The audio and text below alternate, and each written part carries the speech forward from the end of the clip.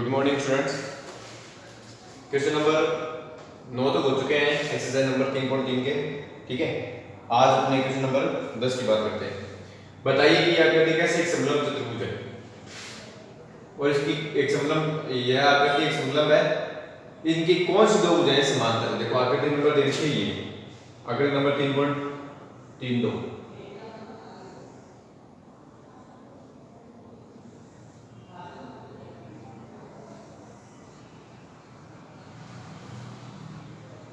के L M और L. इसका मान दे रखा है 100 डिग्री और इसका मान दे रखा है 80 डिग्री। ठीक है, अब देखो एक ये समलंब क्यों है। समलंब ये इसलिए है क्योंकि इसमें देखो इन दोनों कोणों का योग क्या है, कोण एम प्लस कोण एल का मान कितना आ रहा है। देखो 100 प्लस में 80 बराबर कितना, 180 डिग्री। और जब अंत कोणों का योग बराबर हो दोनों का, तो वो कोण भुजाएं क्या होती है, वो क्या होती है, भुजाएं समांतर। इसका मतलब जो एन एम है वो समांतर है किसके, के एल के। तो इसने एक पूछी थी कि आपकी कौन सी दो भुजाएं समांतर है, तो ये समांतर है दोनों। ठीक है, और ये दोनों समांतर नहीं है। ठीक है, क्यों, देखो इसका क्या है,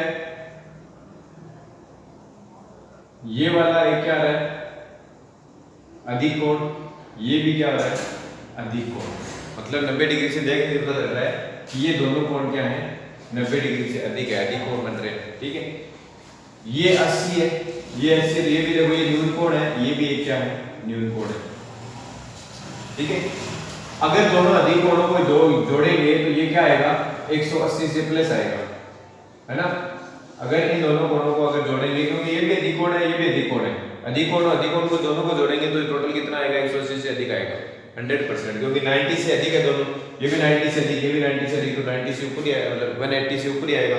और जब ये 180 से ऊपर आएगा, ठीक है, तो 180 से ऊपर आएगा, इसका मतलब ये दोनों भुजाएं समांतर नहीं है।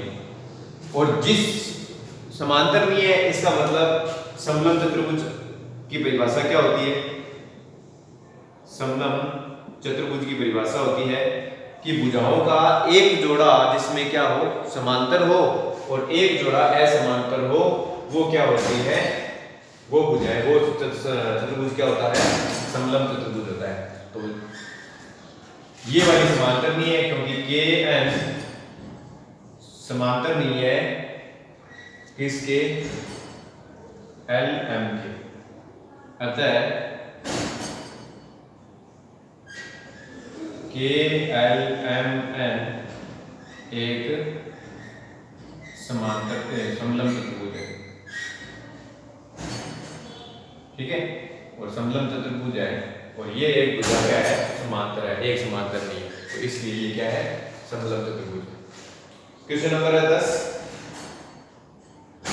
आकृति 3.33 है। इसमें क्या है, कोण सी की वैल्यू निकालनी है आपको, और कोण सी की वैल्यू निकालने के लिए आपको एक कंडीशन दे रखी है कि AB समांतर है किसके, ठीक है, BC के।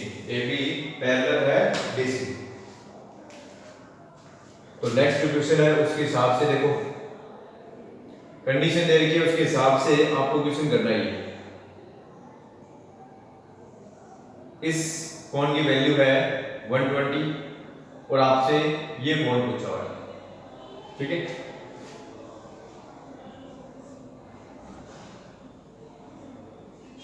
क्वेश्चन नंबर है 11। डायग्राम 3.33 फाइंड करना है आपको, कोण सी फाइंड करना है ना। तो देखो ये कंडीशन दे रखी है कि AB पैरेलल है किसके, DC के। ठीक है, AB समांतर है किसके, DC के। और अगर AB DC के समांतर है तो ये जो दोनों एंगल है इनको अगर ऐड करेंगे तो किसके इक्वल आएगा, 180 के। ठीक है, तो कोण C इक्वल मतलब प्लस 120 इक्वल 180। ठीक है, 120 प्लस का साइड चेंज होगी तो M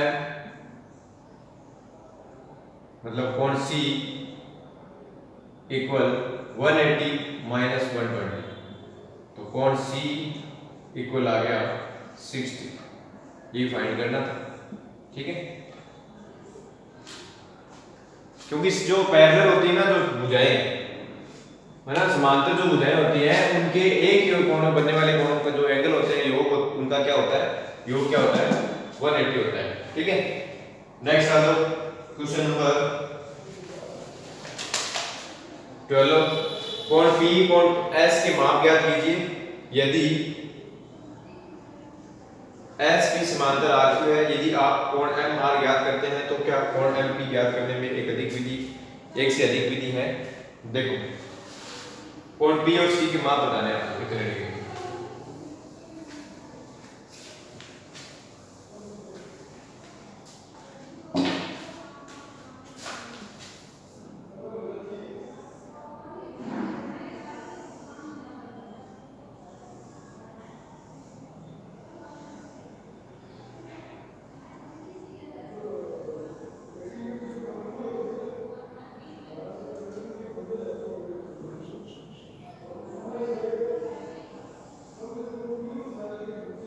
कोण P, Q, R और S, यहां दे रखा है 90, यहां दे रखा है 130। ठीक है, आपको क्या करना है,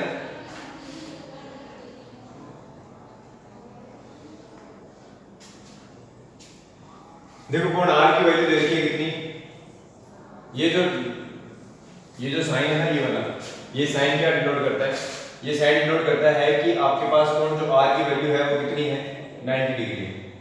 ठीक है, और कोण Q की वैल्यू दे रखी है कितनी, कोण Q इक्वल है 130।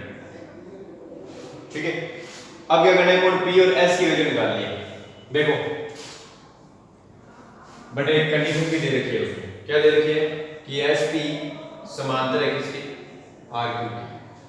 S की समांतर RQ है, ये 90 है, तो ये भी कितना हो गया, 90।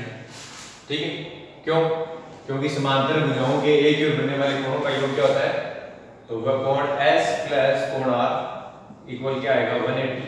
R की वैल्यू फाइंड है, आपके पास पता है, तो प्लस 90 इक्वल 180। कोण S इक्वल 180 माइनस 90, तो कोण S की वैल्यू आ गई 90 डिग्री। ठीक है, एक किसकी फाइंड करनी है, P की फाइंड करनी है, तो इनका भी टोटल जो आएगा वो कितना आएगा, तो कोण P प्लस कोण Q इक्वल कितना आएगा, 180। क्यों, क्योंकि S की समांतर है किसकी, RQ की।